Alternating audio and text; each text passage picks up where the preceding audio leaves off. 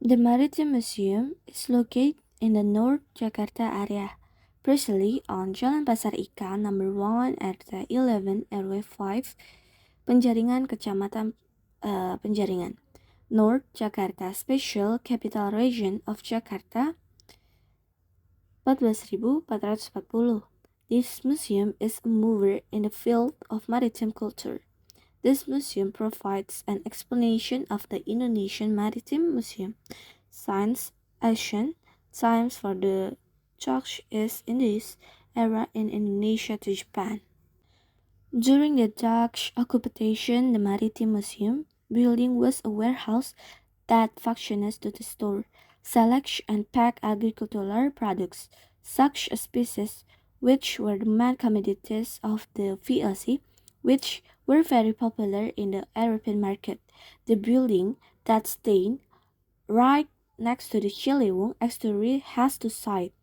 The west side is known as the Wetsit Pakuzen or West Warehouse, built and staged from 1652 to 1771, and the east side called the Ostriches Pakuzen or East Warehouse. The West Warehouse consists of our building units, and three of them are known as the Maritime Museum. This building was originally asked to store the main VLC merchandise in the archipelago, namely spices, coffee, tea, copper, tin, and textile. That's an explanation about the Dutch occupation. During the Japanese occupation, this building was as a place to store Japanese army logistics.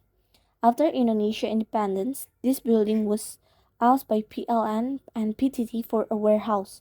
Meanwhile, the Saibanda Tower was built around 1839 and initially functioned as a monitoring tower for ship entering and leaving Batavia City via sea roads, and functioned as a custom office, namely City via sea, and collecting tax on goods under the Sunda Kelapa port. This cultural heritage building was restored and on July 7, 1977. Its technical management unit, UPT, was merged with the Honduras Archaeological Park and Marine Site Technical Management Unit to then be formed in the two Jakarta Maritime Management Unit based on gubernatorial regulation number 295 of 2014 concerning the establishment of the Jakarta Maritime Museum organization and work procedures. Maritime culture is an inseparable part of people's life, especially those related to maritime and marine affairs. Maritime culture has existed since the 8th century as advanced by the five relief carvings of sailing boats on the walls of Borobudur Temple. This proves the maritime culture has developed since the emergence of maritime kingdom during the Hindu-Buddhist period. Also, understanding Indonesian maritime location and its impact, what it's meant by maritime and maritime culture of the archipelago relate to the Hindu-Buddhist period in the culture and tradition of the archipelago community that developed from activities and interaction via sea routes. Example of maritime culture: bronze drums, which show that the Indonesian people have traded and sailed between Iceland. Relief carving of sailing boats on Borobudur Temple, which show maritime activities in prehistoric times. The ability of Indonesian people to sail the open seas, which show that the ocean is not seen as a barrier, but as a connector to success of Sriwijaya and Majapahit in managing an efficient shipping system. Example of maritime culture: bronze drums, which show that the Indonesian people have traded and sailed between Iceland.